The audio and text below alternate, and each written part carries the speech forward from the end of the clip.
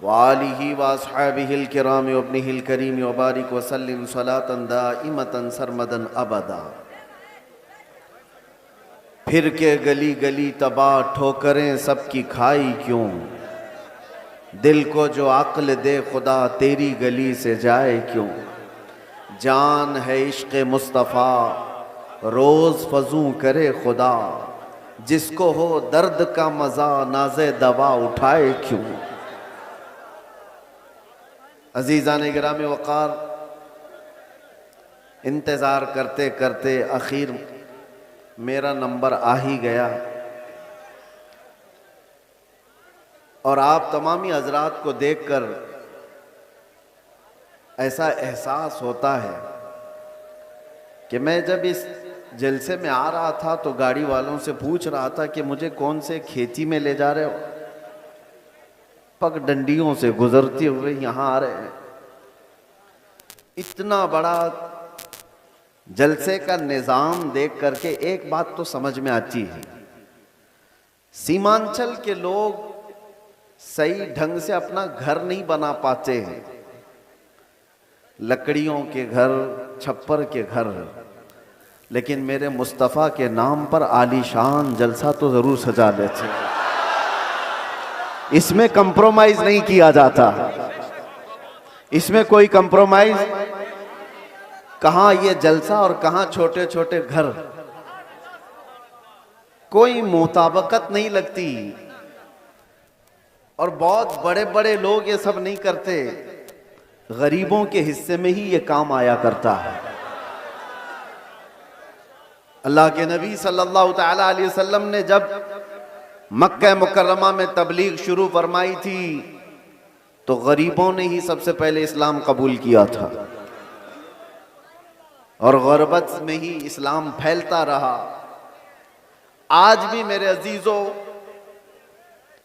बिहार में बहुत सारे इलाके हैं, लेकिन हम बहुत दूर बैठकर यहाँ के इलेक्शन की धमक भी सुनते थे तो सीमांचल की बात ज्यादा सुनते थे। उसकी वजह क्या है? बिहार में तो बहुत सारे इलाके हैं, बहुत सारे जिले हैं, इस इलाके का तज़किरा ज्यादा क्यों होता है? वजह यह है कि यहाँ पर वो कौम ज्यादा है जो लोगों की नजरों में चुभती ज्यादा है। और यही बात है कि दुनिया का हर दरिंदा हमारी तरफ देखता है और खूनखार नजरों से मिटाने की कोशिश भी करता है। और ये पहली बार नहीं, चंगेज इसके बड़े भी आए, हलाकू इससे बड़े भी आए, लेकिन वो इस दीन मतीन का कुछ बिगाड़ ना सके। आप भी ना घबराना, ये जलसे कोई ख़त्म नहीं कर सकता और ना ये नाम हमारे कभी ख़त्म किए जा सकते हैं। कुछ बात तो है कि मिटती नहीं हस्ती हमारी, कुछ बात तो है कि मिटती नहीं हस्ती हमारी। सदियों रहा है दुश्मन दौरे ज़मा हमारा, यूनान और मिस्र रोमा सब मिट गए जहां से, बाकी मगर है अब तक नामो निशां हमारा। तौहीद की अमानत सीनों में है हमारे, आसान नहीं मिटाना नामो निशां हमारा। और फिर एक बात, बातिल से डरने वाले ए आसमां नहीं है हम, 100 बार कर चुका है तू इम्तिहान हमारा। एक बड़ी लज्जत है, बड़ा अजीब एहसास है बिहार के, बंगाल के, झारखंड के जलसों में। मैं बोलता बहुत भी हूँ, आप लोगों के इंतज़ामात और इंसरामात के ख़िलाफ़ भी, रात भर सजाते हैं और बहुत सारे इसके जो नेगेटिव पॉइंट है उस पर बोलता भी हूँ। लाखों का खर्चा करते हैं, बिहार में जलसे ज़्यादा करते हैं, इस पर बोलता भी हूँ। लेकिन दिल में एक एहसास ये भी होता है, जैसी तैसी है कौम, सर्कस में पैसा बर्बाद करने से मेरे मुस्तफ़ा के नाम पर तो लगाती है। किसी और जगह पर इनको छोड़ दिया जाए तो शायद पता नहीं मुजरे करने वालों को देखेंगे लोग। एंटरटेनमेंट की दुनिया है, यहाँ नहीं तो कहीं और महफिलें लगा देंगे। इसी बहाने कम अज कम यहाँ शोराए इस्लाम आते हैं, खुतबा इस्लाम आते हैं और ये एक एक लफ्ज पढ़ते जाते हैं, लोगों के दिलों में रस घोलते जाते हैं। जैसे तैसे ये दीन का निज़ाम इन जलसों के ज़रिए से कायम है। बहरहाल मेरे अजीज़ों, एक बात आप समझ करके चलना, यहाँ पर बैठकर तकरीबन 1 घंटा मुझसे पेशतर हज़रत मौलाना साहब ने चंदा भी किया बहुत मस्जिद के लिए। बहुत लोग समझते हैं कि मौलाना लोगों का काम ही क्या है, चंदा करना, रसीद लेके घूमते रहते हैं। तुम्हें अंदाजा है दीन का ये सारा निज़ाम अगर ये मौलवी नहीं होते तो पता नहीं तुम क्या कर रहे होते। ये मदरसे, ये मसाजिद की मीनार, ये सारी चीज़ें इन लोगों से कायम है। होते होंगे चंद चंदा खोर लोग, मगर आपको पता है एक एक पाई दीन के लिए ऐलान करके जमा करना ये उलमा की शान है। क्या उनके अंदर सेल्फ रिस्पेक्ट नहीं है? क्या मांगना उनकी बचपन की आदत है? नहीं। तुम्हारे दरमियान अगर वो हाथ फैलाते भी हैं तो दीन के नाम पर। मेरे मुस्तफ़ा करीम सल्लल्लाहु ताला अलैहि वसल्लम की शरीयत ताहिरा की बका के लिए मुझे बात याद आती है। मेरे वालिद गिरामी फरमाया करते थे, अल जामिअतुल अशरफिया मुबारकपुर आज हिंदुस्तान की एक ऐसी अजीम यूनिवर्सिटी का नाम है जिसके सामने ताजमहल की ऊंचाई भी फीकी पड़ती है। ताजमहल तो लोग टिकट देकर के देखने जाते हैं और फोटो खिंचवा कर आते हैं, मगर अल जामिअतुल अशरफिया वो ऐसी जगह है जहां इंसान बनाए जाते हैं। उलमाए रब्बानीन की एक बड़ी जमात पैदा होती है। जब उसकी तामीर का मसला था, बानी जामिया अशरफिया मुबारकपुर हुजूर हाफिज मिल्लत रहमतुल्लाह अलैह इसी तरह ऐलान कर रहे थे कि कोई है जो ला करके जामिया अशरफिया के लिए कुछ सुपुर्द करे। आपको मारहरा मुतहरा के सैयदजादे सैयदुल उलमा ने बिठा दिया और कहा, मौलाना आप बैठ जाइए, मैं सैयदजादा हूं लेकिन इस इदारे के लिए चंदा मैं करूंगा। आले रसूल हूं, मांगने की आदत नहीं, कभी नहीं मांगा। और उसके बाद जब सैयद मियां रहमतुल्लाह ताला अलैह ने ऐलान किया तो जाहिर सी बात है मुझे ये इलाका देख करके वो बात याद आती है। मौलाना तो 11,000 मांग रहे थे। वहां पर छोटा गांव था, छोटी बस्ती थी। जब मांगा जा रहा था चंदा तो एक बूढ़ी औरत एक मुर्गी का अंडा लेकर के आ गई थी। कहा मेरे घर में इसके अलावा कुछ है नहीं, ये चंदे में कबूल कर लीजिए। मुर्गी का अंडा, ये लोगों के जज्बात थे। और ऐसा नहीं है कि वो अंडा देख करके उसको भेज दिया गया कि इसका क्या किया जाएगा, उसको भी कबूल किया गया।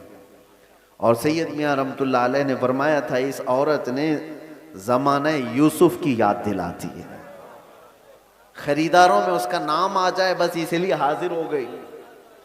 बहरहाल इस निज़ाम पर मैंने थोड़ी सी गुफ्तगू इसलिए की कि उलमा को हकीर मत समझो। या उलमा ज़वील एहतराम अगर दीन के नाम पर तुमसे कुछ तलब कर रहे हैं तो सारे लोगों को एक कैटेगरी में मत शुमार करो।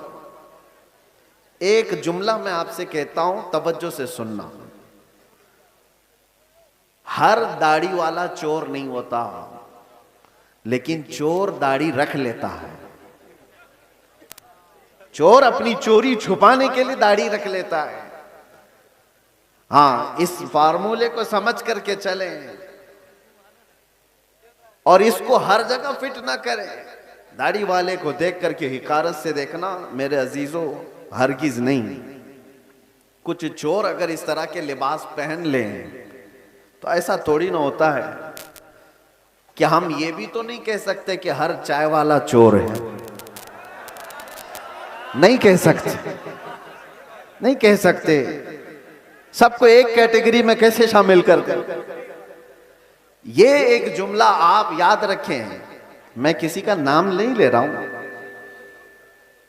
और दूसरी बात, उलमाए ज़वील एहतराम के लिए खास तौर पर मैंने आयत करीमा की तिलावत की है खुतबे में, खुतबे के बाद, यंसुरकुमुल्लाहु फला गालिब लकुम, अगर अल्लाह तुम्हारी मदद करे तो कोई ताकत तुम पर गालिब नहीं आ सकती। कोई तुम पर गलबा नहीं हासिल कर सकता।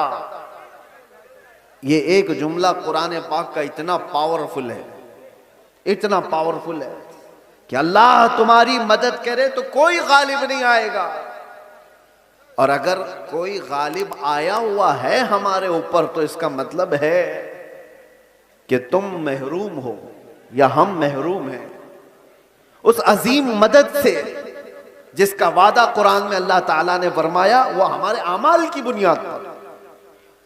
मुर्शिद गिरामी हुजूर ताजुल शरिया रहमतुल्लाह ताला अलैह एक आयत की तफसीर फरमाते हुए हमसे कह रहे थे कि एक साहब आए और उन्होंने कहा कि हजरत हमारे गांव में बहुत फसादात हो गए, वायलेशन हो गया, लेकिन मुसलमानों को पकड़ पकड़ करके पुलिस ले जा रही है, 8-10 दिन हो गए, अभी तक थमी नहीं है ये गिरफ्तारियां।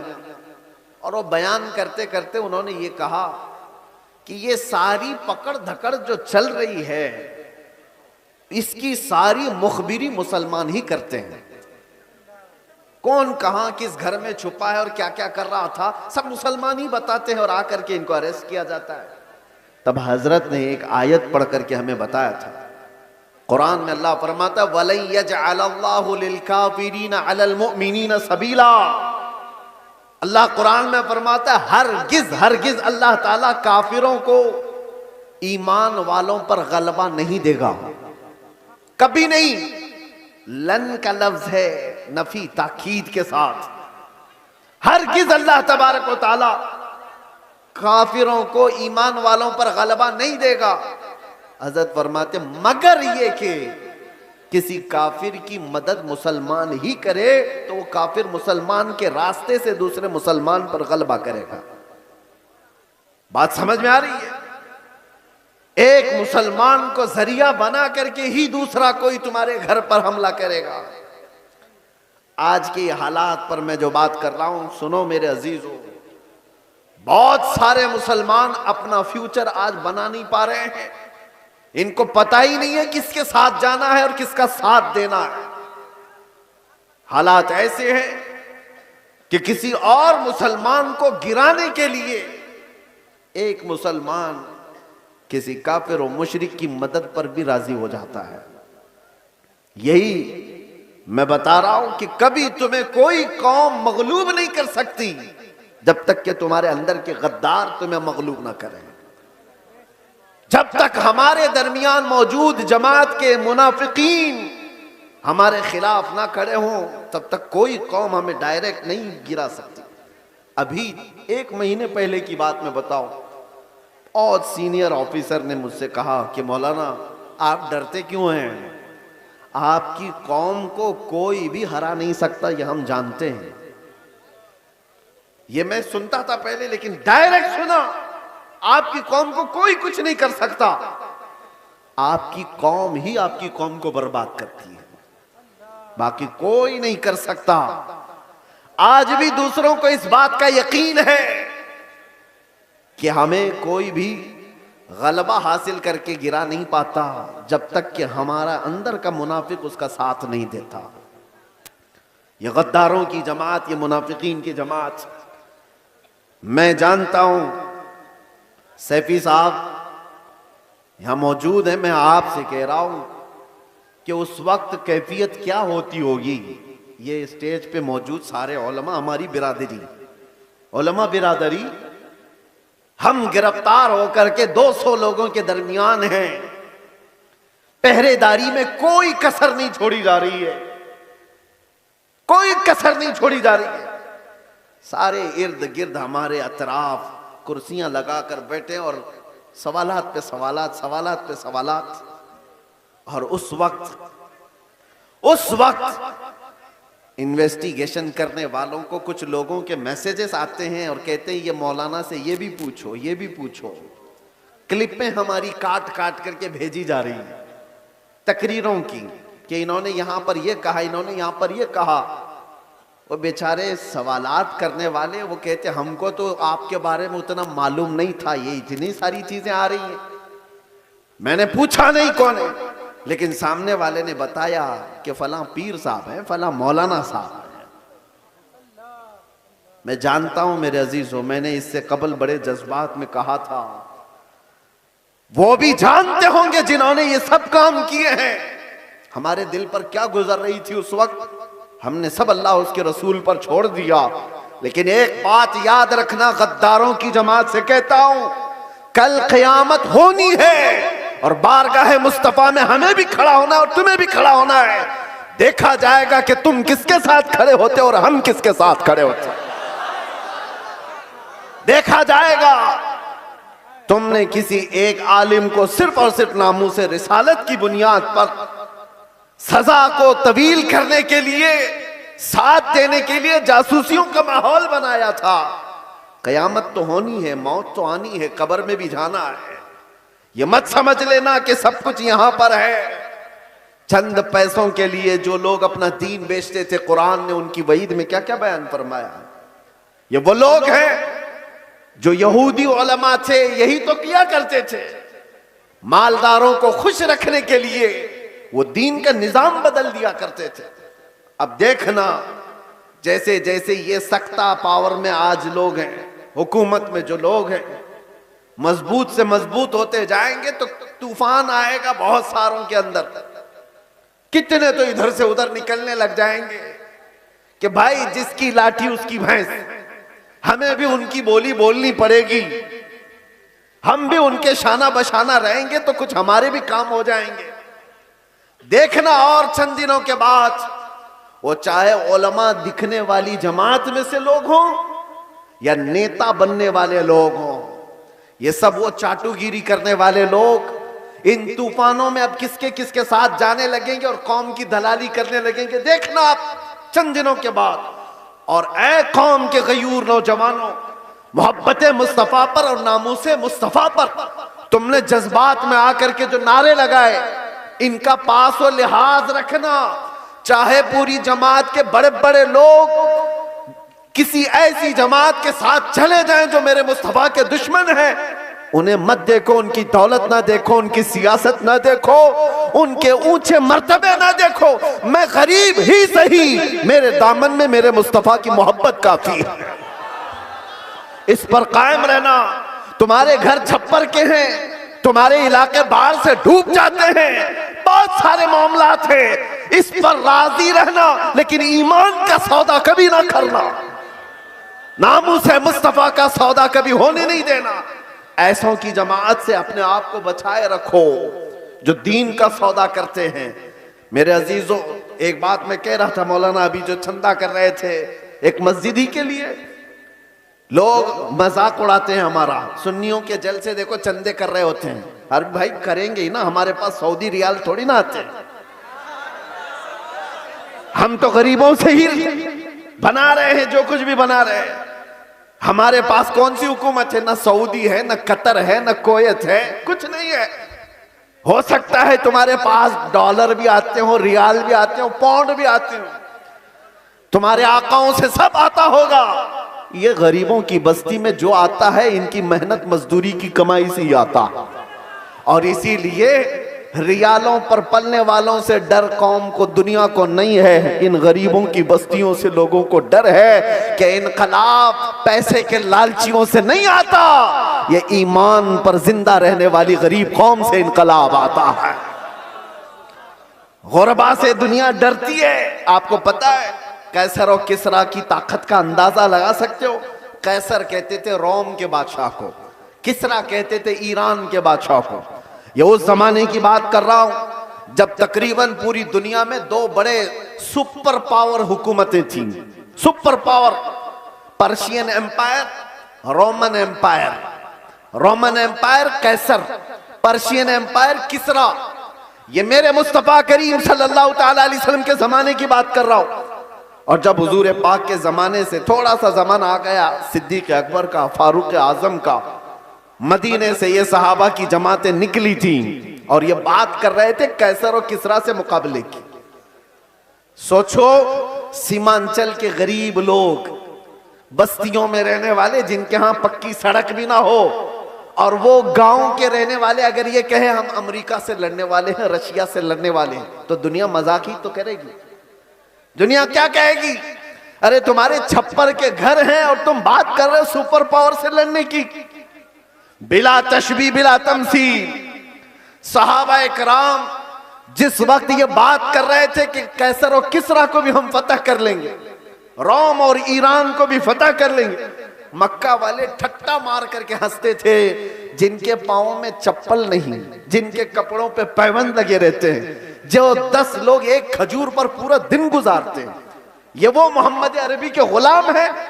रोम और ईरान फतह करने की बात कर रहे हैं, मजाक उड़ाया जाता था। लेकिन तारीख की सच्चाइयां बताती हैं वो मजाक करने वाले देखते रह गए, देखते रह गए। सहाबा की जमाअत, वो फाका कशी पर रहने वाले, एक पैबंद लगा जुब्बा पहनने वाले, बगैर चप्पल के कई कई लंबे मील तक सफर करने वाले सहाबा जब निकले थे तो कैसर और किसरा को घुटने टेकने पर मजबूर कर दिया था। उमर फारूक रज़ी अल्लाह ताला अन्हु के जमाने में वो वक्त आया था कि जब किसरा की हुकूमत भी तहोबाला हो गई, कैसर की तमाम सल्तनत की रानाइयां खत्म हो गई और फिर परचम इस्लाम लहराया था। तो आज तक ईरान पर जो इस्लामी हुकूमत का गलगला है आज तक मौजूद है। मैं आपसे कहता हूं कि दुनिया ने हमेशा ये देखा है मोहम्मद अरबी सल्लल्लाहु ताला अलैहि वसल्लम के गुलामों में इनको कमजोर देखा गया है, इनको गरीब देखा गया है, फटे पुराने कपड़ों में देखा गया है, उलझे बालों में देखा गया है। लेकिन जब इस कौम को जलाल आता है तो बड़ी बड़ी हुकूमतों के तख्ते पलट जाते हैं। इसी को इकबाल ने कहा था, इसी को इकबाल ने कहा था, निकल करके सहरा से जिसने उलट दिया था तख्ते रोमा को, सुना है कुदसियों से मैंने कि वो शेर फिर होशियार होगा। सुना है कुदसियों से मैंने कि वो शेर फिर होशियार होगा। ऐ सुन्नियों, घबराने की जरूरत नहीं, मायूस होने की जरूरत नहीं, अपने आमाल बदलने की जरूरत है, अपने अखलाक बदलने की जरूरत है, ईमान की मजबूती लाने की जरूरत है। हमारे पास बचा क्या है? अभी जो चीज बची है वो मोहब्बत मुस्तफा, नबी करीम सल्लल्लाहु ताला अलैहि वसल्लम पर मर मिटने वाली जो कैफियत है, ये दुनिया की सबसे अजीम दौलत अल्लाह ने तुम्हें अता की, इसको बचाए रखो। ये भी अगर खत्म हो गई तो चलती फिरती लाशें हैं और कुछ भी नहीं बचा। हाँ, आपका एक सवाल है, आपका एक सवाल है। जैसे हमसे भी कहते थे लोग, बहुत बोलते थे, गिरफ्तार होकर के गए, जेलों के पीछे पड़े रहे, कोई पुरसाने हाल नहीं, धक्के खाते रहे, कैसी कैसी जगहों पर बैठते रहे। क्या ये इज्जत की बात है? मेरे अजीजों, ये गिरफ्तारियां यह हमारे आबा व अजदाद की सुन्नत है। हाँ, जेल कैद ये सारी चीजें नई बात नहीं है।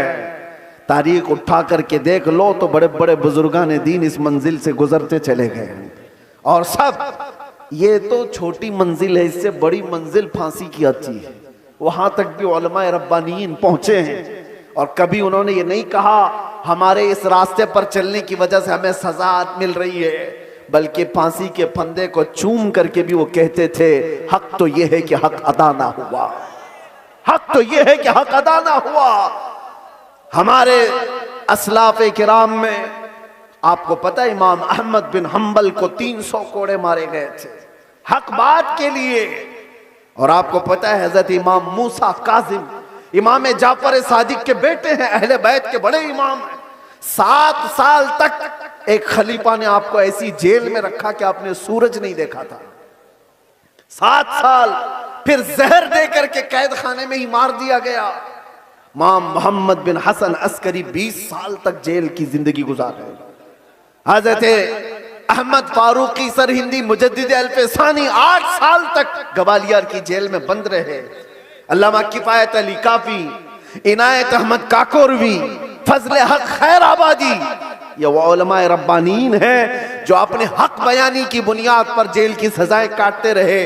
लेकिन ये बात इसलिए मैं कह रहा हूं, जेल की सजाएं काटने के बाद न दीन पर कुछ फर्क आया न ईमान पर कुछ फर्क आया, इसलिए कि हमारा मानना यह है इस्लाम जिंदा होता है हर करबला के बाद।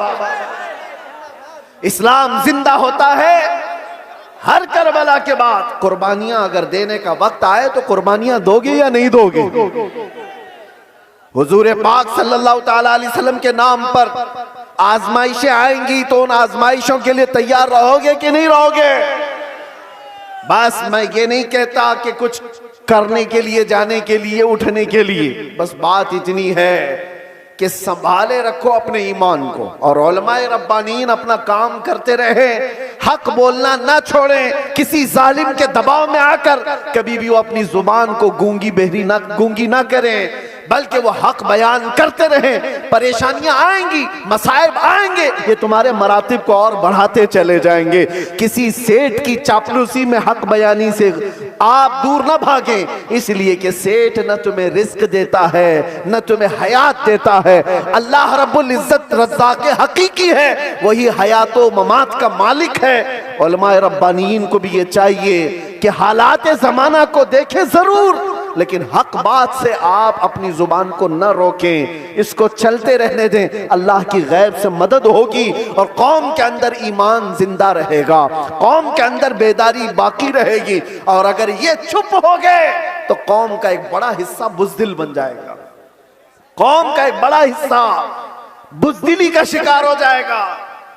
चंद उलमाए रब्बानीन ही सही, इन्हें चाहिए कि वो अपनी कुर्बानियों के लिए तैयार रहें। हमने रोटियां बहुत खाई हैं हुजूर के नाम पर, जलसे बहुत कर लिए हैं। लोग उलमा को आज जो नवाजते हैं, चाहे वो एक नजराने का छोटा सा लिफाफा ही क्यों ना हो, ये ना समझें कि आपकी टोपी दाढ़ी की वजह से, बल्कि मुस्तफा करीम की निस्बत की वजह से सारी कौम आपको नाइबे रसूल समझती है। हुजूर के नाम पर हमें मिल रहा है, खा रहे हैं। आप नीचे बैठे, हम ऊपर बैठे हैं। ये ऊपर बैठना भी मेरे हुजूर की निस्बत की वजह से।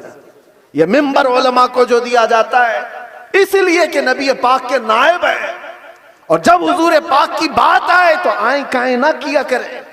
उलमा को चाहिए कि वो अपना हक अदा करें, अपना हक अदा करें। और हमने देखा है चंद वो लोग मसलहत और हिकमत की बात करते हुए हमें डराते हैं। मेरे अजीजों, मसलहत अपनी जगह पर, हिकमत अपनी जगह पर। क्या इमाम हुसैन को मसलहत नहीं मालूम थी? करबला में जाने के वक्त उनको हिकमतें नहीं मालूम थी, जो 72 लोग अपने खानदान के लेकर शहीद हो गए। दीन पर कभी ऐसे मामलात आए तो मेरे अजीजों, उलमा का सबसे पहला ये नंबर है कि कौम आप एक कदम बढ़ाते हैं तो ये 100 कदम आगे बढ़ने को तैयार है। आपको सिर्फ एक जुबान कहने की देर है। कौम तो बेचारी बेपनाह मोहब्बतों के साथ जान देने के लिए भी कुर्बान है।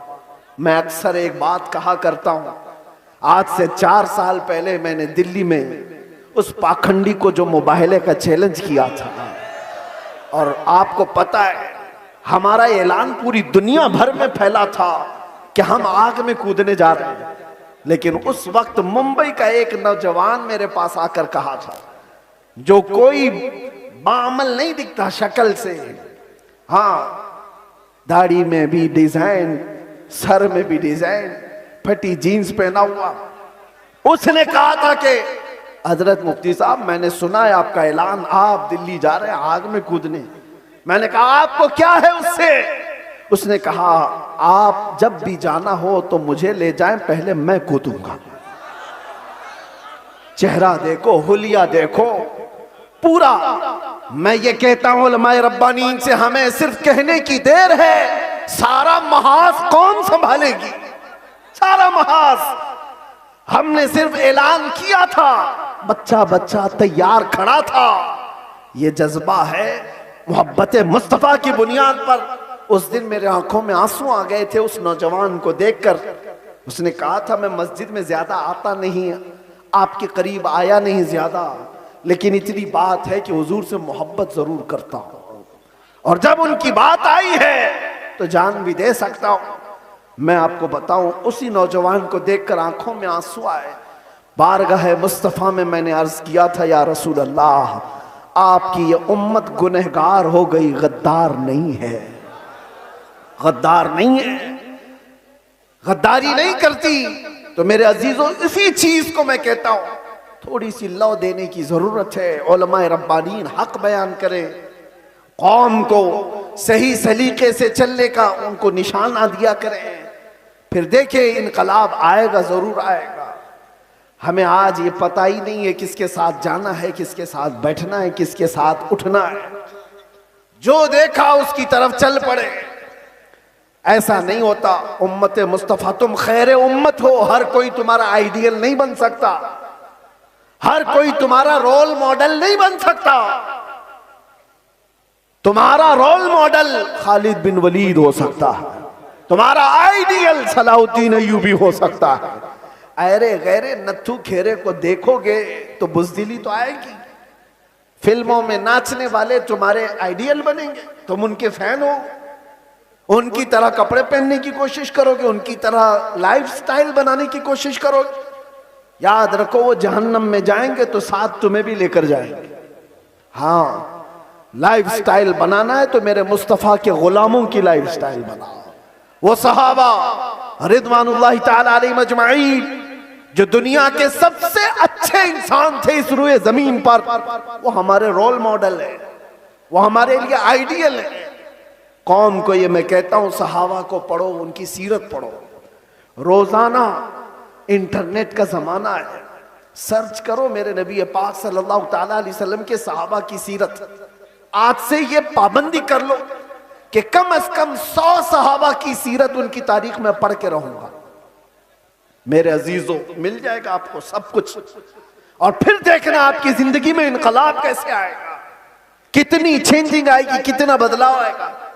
24 घंटे में 18 घंटे तो फेसबुक के रील्स वगैरह देखने में गुजार देते हो, इंस्टा के रील्स देखने में गुजार देते हो, फेसबुक के वीडियोस देखते हुए यूट्यूब में मगन रह जाते हो। काश उसका आधा वक्त तुम रसूलुल्लाह के दीवानों को पढ़ने में लगाओ, फिर किसी और चीज की तुम्हें जरूरत ही नहीं। मेरे